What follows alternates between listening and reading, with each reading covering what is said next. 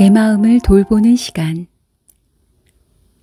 연약한 마음을 단단하게 지켜내는 셀프 심리학. 내 마음의 안부를 묻는다. 많은 사람이 타인의 안부를 묻는 데는 익숙하지만 자기 마음의 안부를 묻는 데는 서투르고 낯설어 합니다. 시시각각 변하는 감정과 넘쳐나는 생각이 내면을 가득 채우고 있는데도 그런 마음을 돌보는 데에 시간을 들이지 않고 있는 겁니다. 그러다 한순간 너무 많은 생각에 짓눌리거나 격한 감정에 휩싸이면서 일상이 삐걱거리기 시작합니다. 그렇기에 자기 마음의 안부를 묻는 건 소중한 타인의 안부를 묻는 것만큼이나 중요한 일입니다. 누구도 자신이 잘 지내길 바라지 않는 사람은 없으니까요. 이따금 인간이라는 존재가 얼마나 어리석고 연약한지 깨달을 때가 있습니다. 아이러니하게도 자신의 어리석음을 인정할 때서야 비로소 사는 게 더 수월해질 수 있다는 사실을 우리는 알게 됩니다. 많은 오류를 범할 수도 있고 확신하던 게 언제라도 틀릴 수 있다는 사실을 안다는 건 우리의 삶을 더 유연하게 만들어주죠. 우리는 믿음을 과신하고 우리가 얼마나 무지한지, 우리가 사는 세상이 얼마나 불확실한지 인정하지 않는다. 그러면서 세상을 이해하는 우리의 능력을 과대평가하고 어떤 사건에서 우연의 역할을 가소평가한다. 내 생각을 과신하고 집착하면 계속해서 벽에 부딪히게 됩니다. 하지만 내 생각에도 오류가 많다는 사실을 인정하고 받아들이면 벽은 허물어지고 생각은 막힘없이 흘러가게 될 겁니다.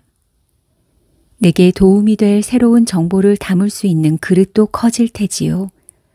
그렇게 생각이 흘러가는 대로 흘러가게 내버려 둘 수 있을 때 우리는 덜 괴롭습니다. 생각에 매달리지 않을수록 생각의 흐름을 허용하는 셈이지요. 실제로 우울증을 겪지 않는 사람과 우울증을 겪는 사람의 차이 중 하나는 복잡한 생각이 일어났을 때 그걸 흘러가게 하는지 아닌지에 있습니다. 마음이 건강할 때에는 특정한 생각에 매여 있지 않습니다. 이렇게 집착하지 않고 흘러가는 것을 흘러가도록 허용하는 힘을 저는 마음 챙김에서 찾았고 그것이 이 책을 쓰는 계기가 되었습니다. 판단하지 않는 자세로 현재 경험하는 것에 주의를 기울이는 인지방식인 마음 챙김은 한 발짝 떨어져 나를 바라볼 수 있게 해줍니다. 관찰자 시점인 나를 키워준다고나 할까요? 관찰자 입장에서 스스로를 바라보는 것 자체가 내 마음의 안부를 확인하는 과정입니다. 또 내 안에 일어나는 생각과 감정이 유연하게 흘러갈 수 있도록 허용하는 것입니다. 괴로움이 완벽하게 사라지지 않는다고 해도 절대 포기하지 않기를 바랍니다.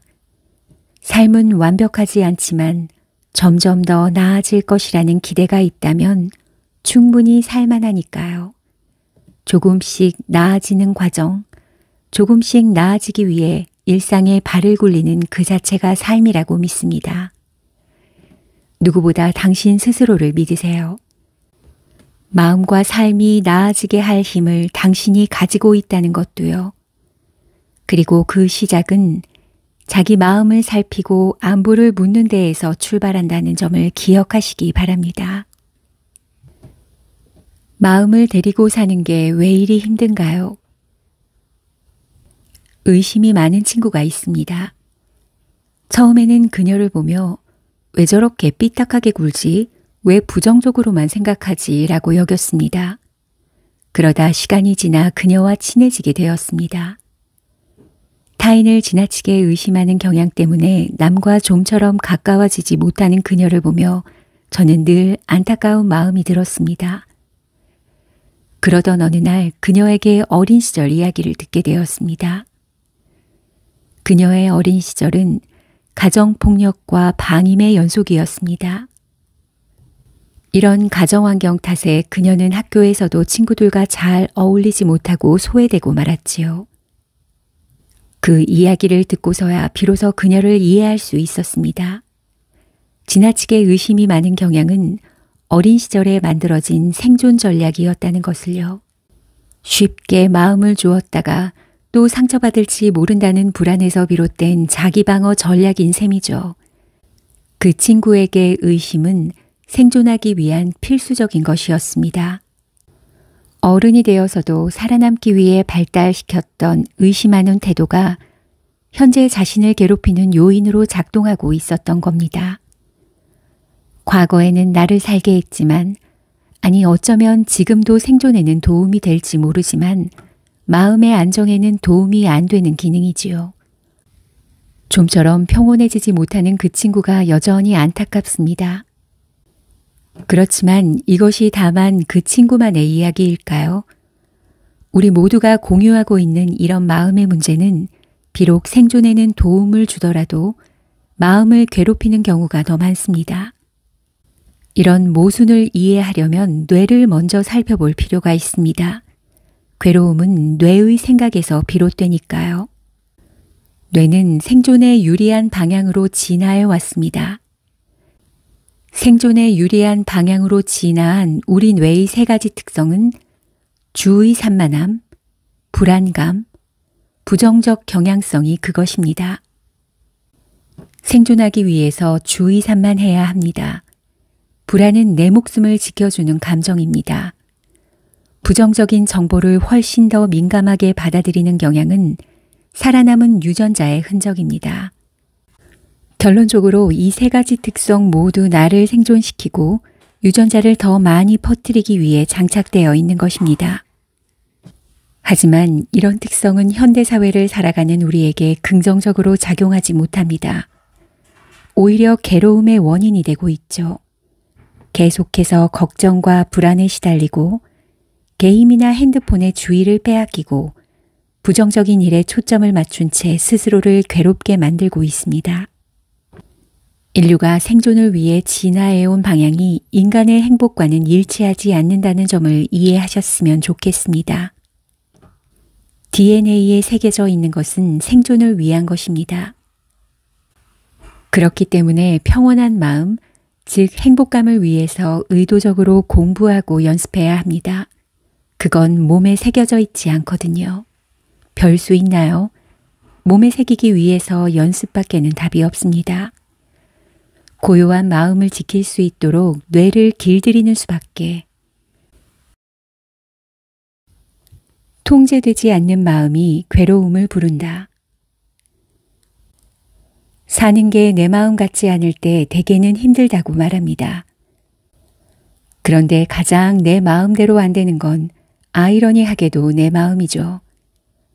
우리는 무언가 통제할 수 없는 상황에 놓일 때 불편한 감정을 느끼게 됩니다.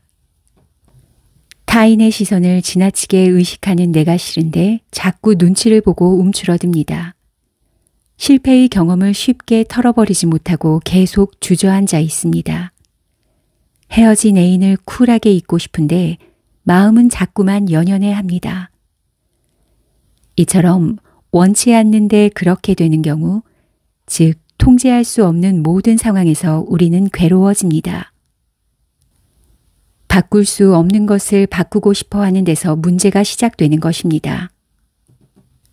바꿀 수 없는 것, 타인, 가족, 시험 결과, 떠나간 애인의 마음, 날씨, 과거, 우주. 맞습니다. 거의 모든 것입니다. 세상이 굴러가는 것 자체가 내 의지와는 상관이 없으니까요. 그러면 도대체 바꿀 수 있는 건 무엇입니까? 라고 묻는다면 이렇게 정리할 수 있겠습니다. 바꿀 수 있는 것, 나. 엄밀히 말하면 타인은 나를 괴롭게 만들 수 없습니다. 괴로움은 나 스스로 느끼는 감정이니까요. 다른 사람의 행동이나 말 때문에 괴롭다면 그건 내 감정의 통제력을 상대에게 내어주고 있는 겁니다. 그런 상태를 의존이라고 합니다. 내 기분이 다른 사람에게 맡겨져 있는 상태죠. 타인에게 의존할 때 마음이 안정되지 않는 이유는 그가 완전히 내 통제 밖에 있기 때문입니다. 그러니 전전긍긍할 수밖에요. 우리 스스로 괴로움을 만들어내는 건 아닐까요? 신경심리학자 릭 헨슨과 리처드 맨디우스는 이렇게 말하고 있습니다. 인간은 고통 그 자체 때문에 고통받는다. 아픔, 분노, 죽음에 고통받고 눈을 뜨면서부터 갖가지 고통 때문에 불행하며 매일매일이 불행하다. 이런 고통은 우리가 겪는 대부분의 불행과 불만족에 해당하는데 이는 뇌에서 형성된다. 즉, 고통은 대개 우리 스스로 만드는 것이다. 이런 모순이 우리에게 커다란 희망을 준다. 우리가 통제권을 가질 수 있는 유일한 존재가 나라는 점을 먼저 받아들이셔야 합니다. 이 세상에서 내 마음의 운전대를 잡고 살 수 있는 존재는 나 하나라는 것. 신이시여, 제가 바꿀 수 없는 것들은 받아들이는 평온함을, 바꿀 수 있는 것들을 바꿀 수 있는 용기를, 그리고 이 두 가지를 구별할 수 있는 지혜를 주소서.